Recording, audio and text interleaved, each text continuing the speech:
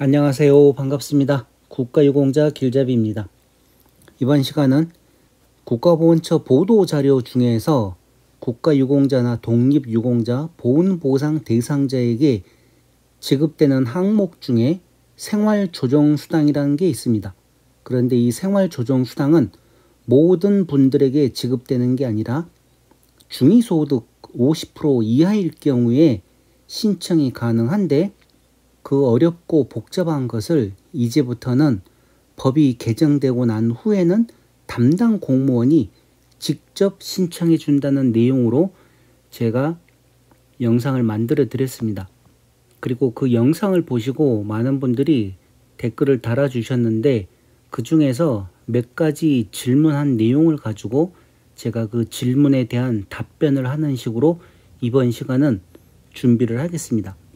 그리고 다음 시간에는 나이 드신 분들이 지금 기초연금을 받고 계시는데, 국가유공자도 기초연금을 받으면서 어떤 혜택을 또 보는지 거기에 대한 상세한 내용을 간단하게 설명을 해드리겠습니다. 그러니 다음 시간 이 국가유공자 기초연금과 관련된 질문과 답변 영상 꼭 참고해 보시기 바랍니다. 자, 먼저 국가보훈처 보도자료로 국가유공자 보훈대상자 생활조정수당과 생계지원금 담당 공무원이 직접 신청해 드립니다 하는 영상 제가 만들어 드렸었고, 이번 시간은 생활조정수당과 관련된 질문과 답변입니다.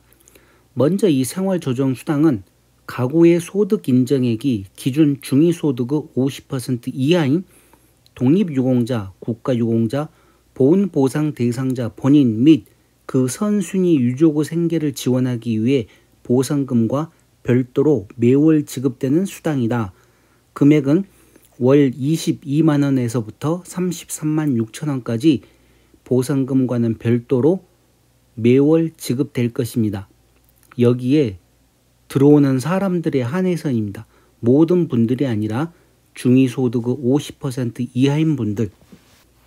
자, 그런데 제가 영상을 만들고 나서 다시 이 질문과 답변을 만들면서 제 머리에 지금 쥐가 나버렸습니다.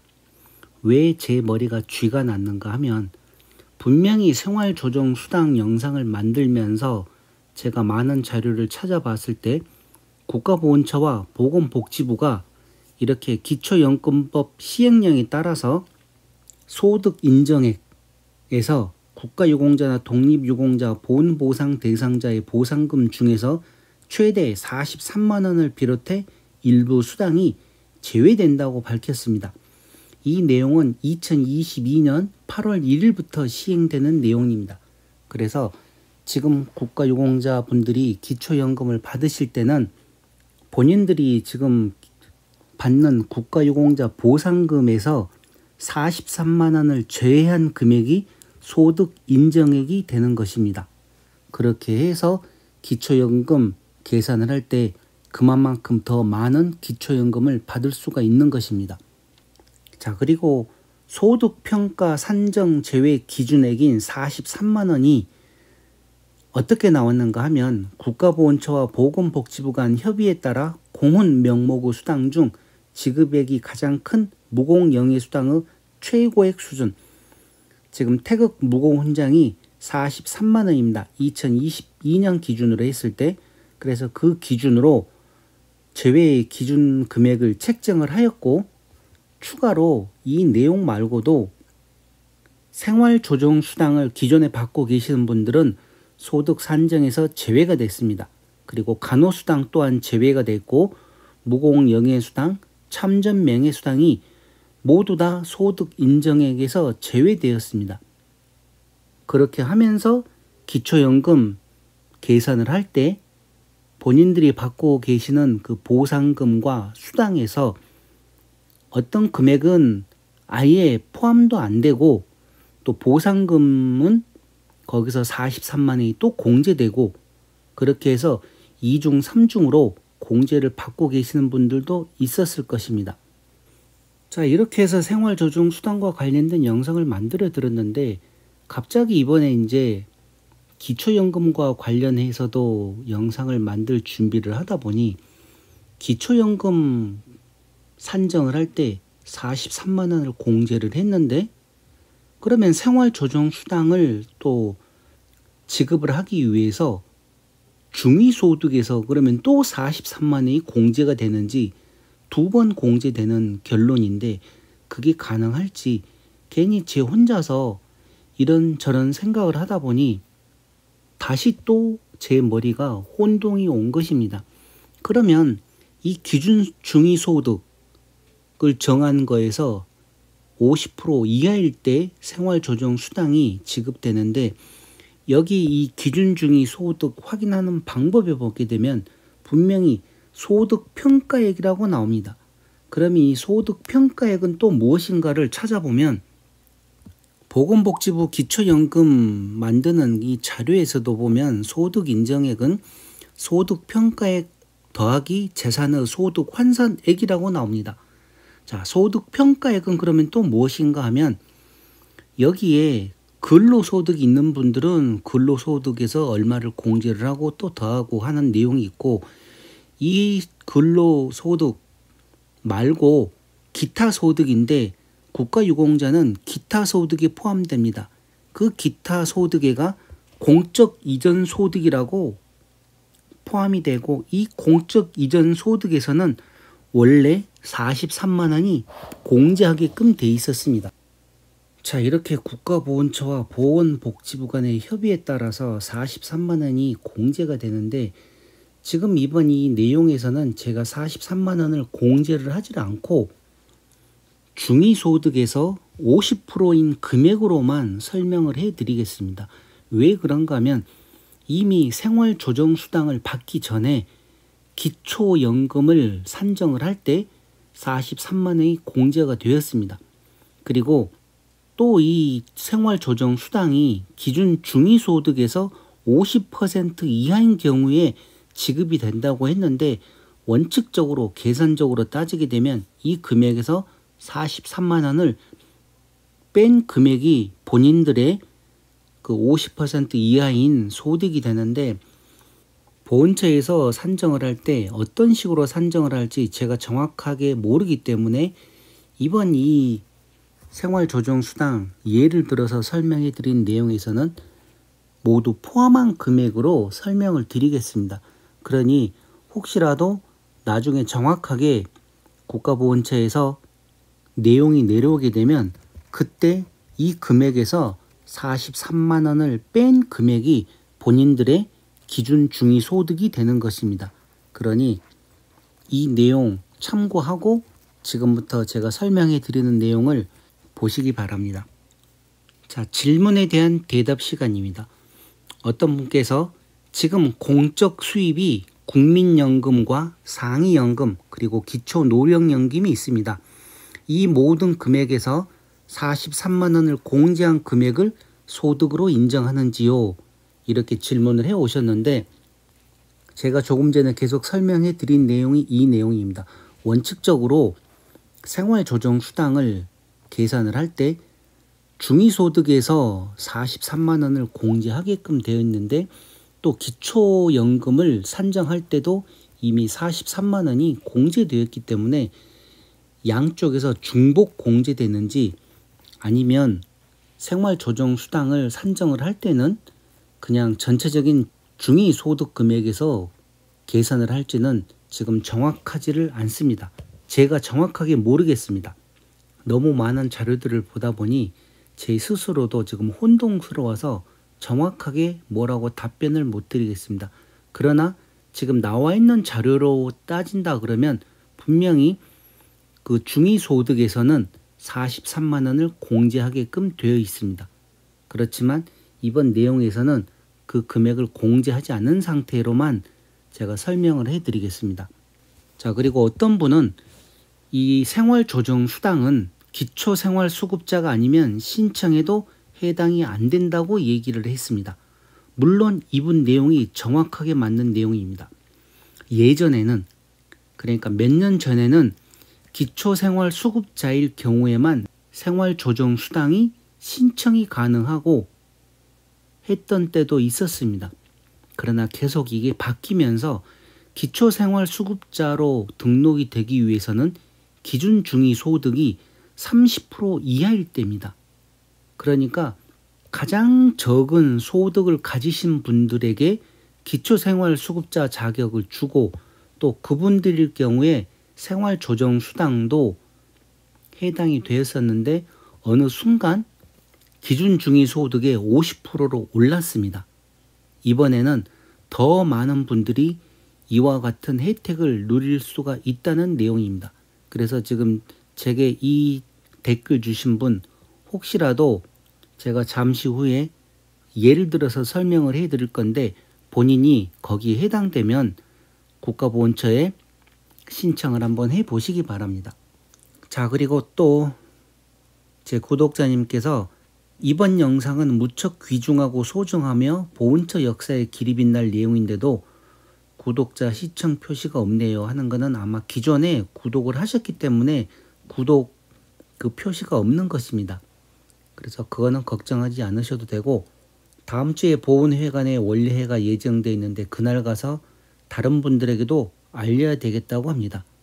그러면서 이 생활조정수당 내용이 너무나 큰 덩어리고 말이 안 되는 내용일 거라서 꿈이 아닌가 할 정도로 지금 너무나 좋은 내용이라고 지금 얘기를 하셨습니다. 물론 이분 말씀대로 만약에 생활조정수당이 많은 분들에게 혜택을 주게 되면 정말 좋은 일입니다. 기존에는 요 앞전 분께서 기초생활수급자에게만 해당되는 이 생활조정수당을 중위소득 50% 이하인 분들에게 모두 지급된다. 그러게 되면 제가 잠시 후에 예를 들어서 설명을 해드릴 건데 정말 많은 분들이 이와 관련된 혜택을 보실 수가 있습니다. 자, 그리고 다른 분이 이렇게 지금 질문을 해 오셨는데 이분 보니까 고엽제 후유의증 미망인이십니다. 그런데 고엽제 후유의증 미망인은 생활조정수당에도 해당이 되지를 않고 또 생계지원금에도 해당이 되질 않습니다. 왜 그런가 하면 여기 보시게 되면 보훈 대상별 현황에서 고엽제 후유의증이신 분들은 이렇게 지금 많은 분들이 계시지만 유족으로 등록되신 분들이 단 한 분도 안 계십니다. 그리고 참전 유공자 또한 똑같습니다. 22만 8,932명 중에서 이분들이 돌아가시게 되면 유족이 단 한 명도 없습니다. 그래서 참전 유공자와 고엽제 후유의증이신 분들은 생계지원금도 대상자가 아닌 것입니다. 그러면 생계지원금은 어떤 분들이 대상인가 하면 여기 5.18 민주유공자로 해서 유족이 994명이 있습니다. 이 994명 그 중에서 80세 이상일 경우에 해당이 되고 참전 유공자나 고엽제 후유의증은 이 본인들일 경우에 해당이 된다는 내용입니다. 유족은 아니고 본인이고면서 80세 이상일 때는 생계지원금이 해당이 되는 것입니다. 그리고 5.18 민주유공자 본인과 이 유족 해당되고 특수임무 유공자 이 본인과 유족 모두 다 80세 이상일 경우에 해당된다는 내용입니다. 또 무조건 해당되는 게 아니라 중위소득 50% 이하일 때 그럴 때 추가로 매월 10만 원씩을 그 수당에 더해서 드린다는 내용입니다. 그러니 참전 유공자 유족과 고엽제 후유의증 유족이신 분들은 해당 사항이 안 된다는 내용 참고하시기 바랍니다. 자, 그리고 또 이분께서 이 정확하게 또 내용을 보시고 댓글을 달아주셨습니다. 어떤 방법인지 아직까지는 정확히 알 수 없지만 만약에 그런 제도가 있을지 믿어지지가 않네요.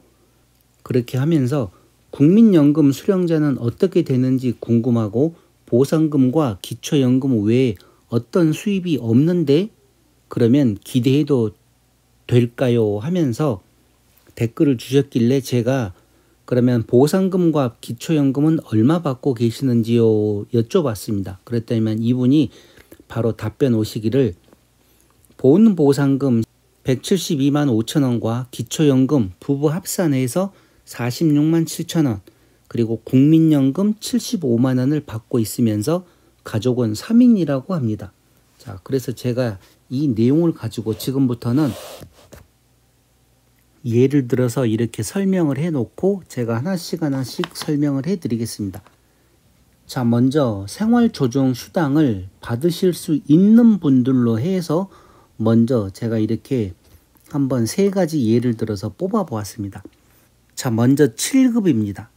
7급은 보상금이 56만 8천 원입니다.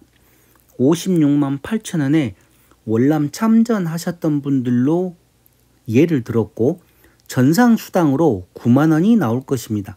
그리고 배우자가 있으면 배우자 연금으로 10만 원이 나옵니다.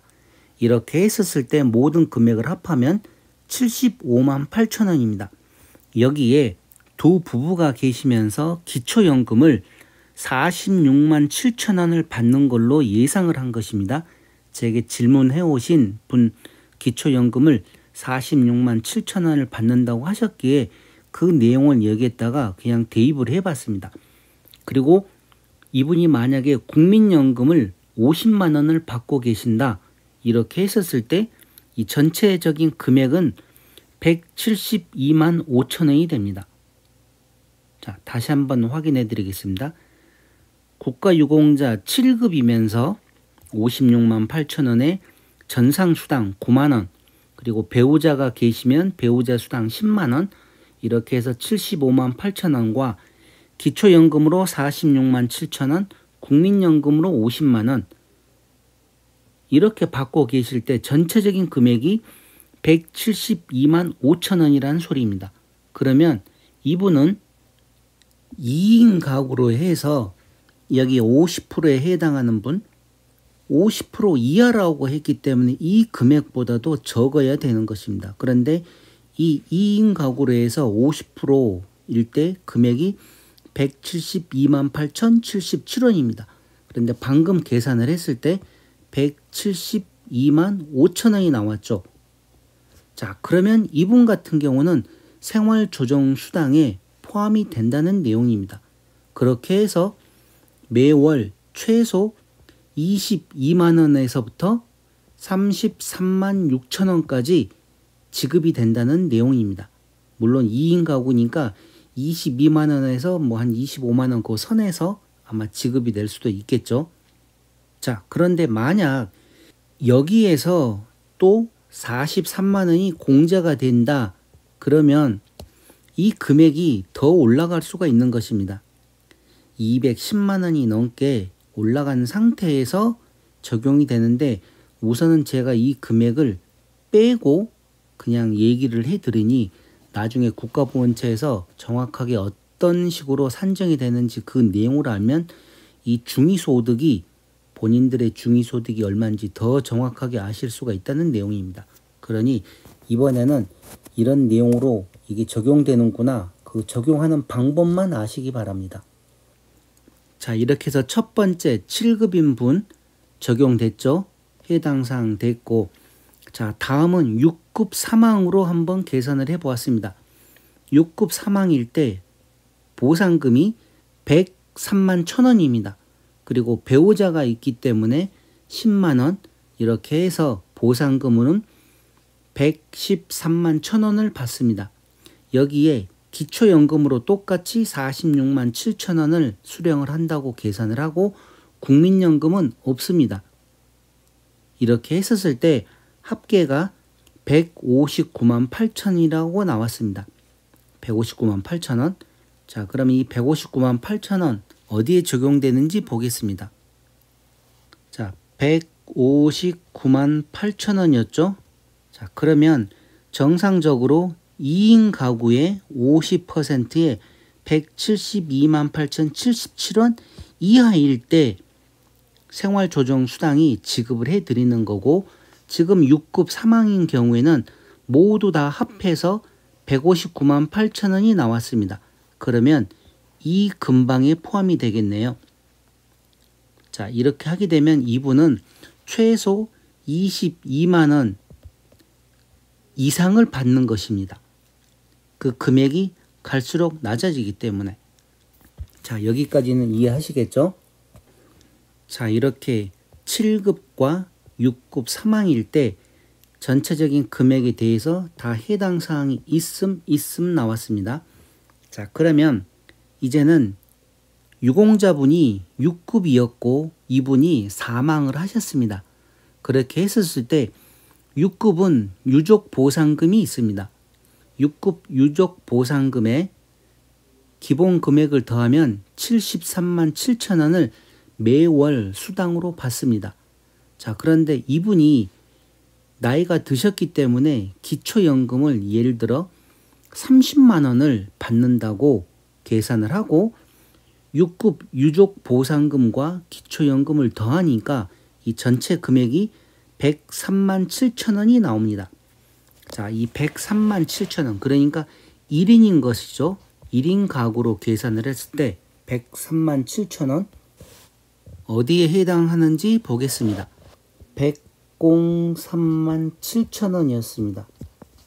자, 이렇게 1인 가구, 그러니까 6급이었는데 유족 보상금을 받으시는 분으로 해서 기초연금 30만 원을 하니 103만 7천 원이었는데 이 1인 가구로 계산을 하고 50% 중위소득으로 계산을 하니 이 전체적인 금액이 103만 8,946원입니다.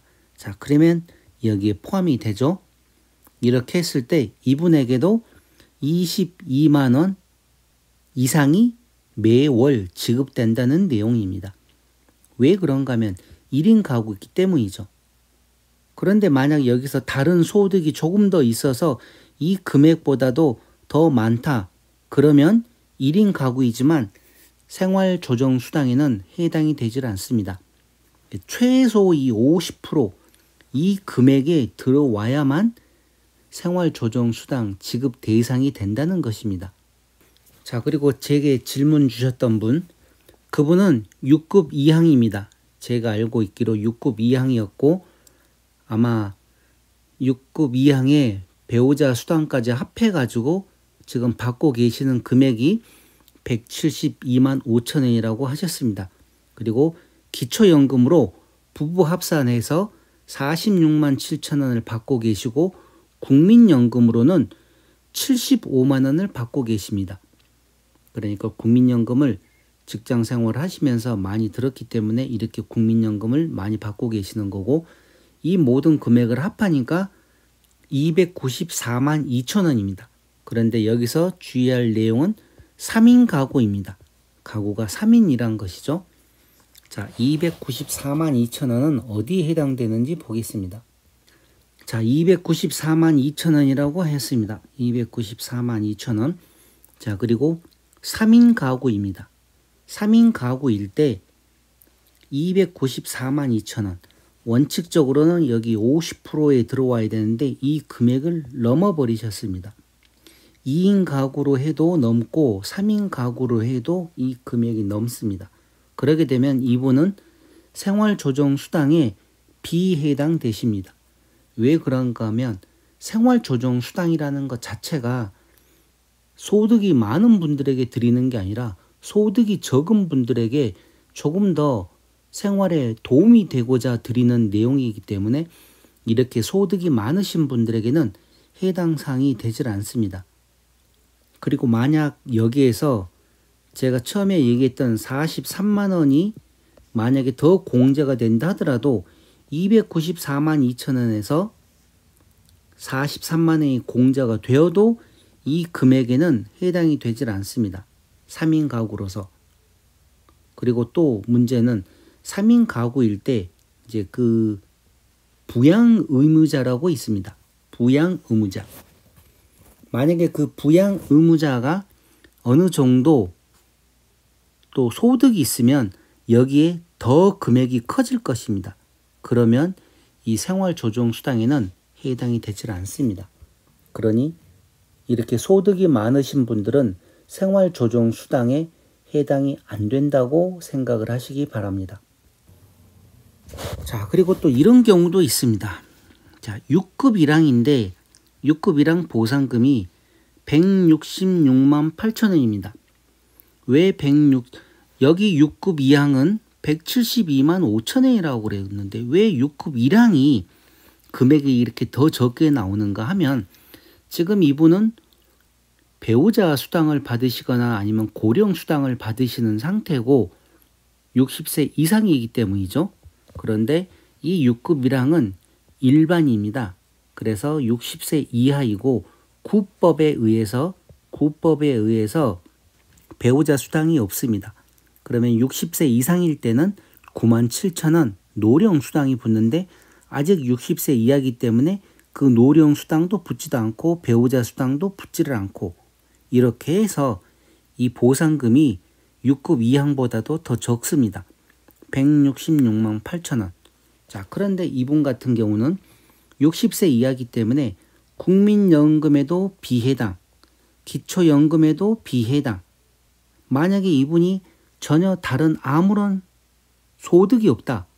그러면 되려 또 이분 같은 경우에 생활조정수당 신청이 가능할 수도 있습니다.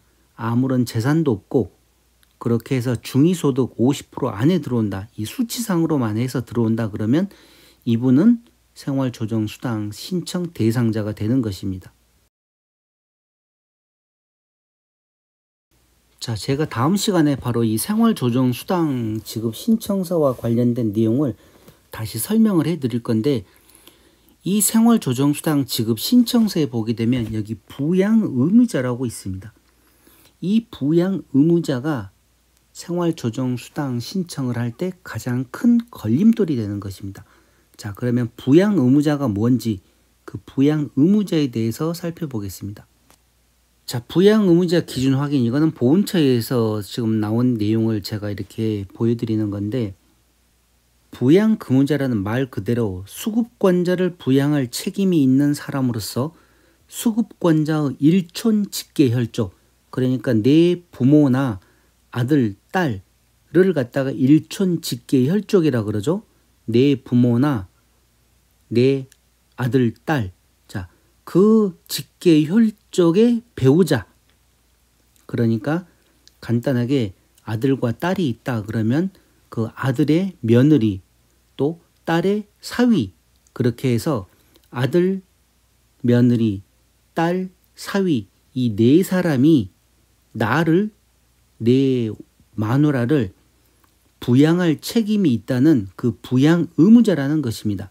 그런데 만약 아들이나 딸이 사망할 때는 며느리나 사위는 부양 의무자 범위에서 제외한다고 나와 있습니다.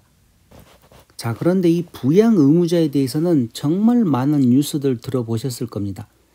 기초생활수급자인데 부양 의무자가 등록되어 있다 해서 기초생활수급자에 적용이 안 되고 아무리 내가 소득이 없어서 정부에서 기초생활수급자나 다른 의료 혜택, 주거 혜택을 받고 싶어도 내 주민등록상에 내 자식이 있든지 내 아들이나 딸이 있다.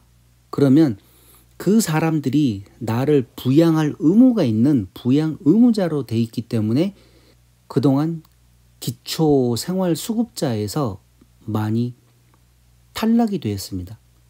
그랬던 것을 문재인 정부 때부터 차근차근 폐지를 하자 해서 지금 많은 부분 지금 폐지가 되었고 이 국가유공자와 관련돼서는 2023년 국가유공자 그러니까 국가보훈처에서 발표한 자료에도 나와 있었습니다. 이 부양 의무자를 폐지를 하자고. 그런데 지금 당장 이 전체적인 내용을 폐지를 하지는 않습니다. 2023년도에는 중증 장애일 경우에 그 제외를 하고 2024년도에는 노인인 경우 그리고 2025년도에부터 이 전면 폐지로 들어갑니다. 자, 그러면 이 부양 의무자 폐지 하나만 가지고도 또 엄청나게 큰 혜택을 보실 수 있는 분들이 많다고 보시면 됩니다. 왜? 많은 분들이 자녀들과 같이 사시는 경우야 없겠지만 주민등록상에 그러니까 등본상에 초본이 아니라 주민등록 등본을 띄게 되면 나 밑으로 자식들이 다 기록이 되어 있지 않습니까?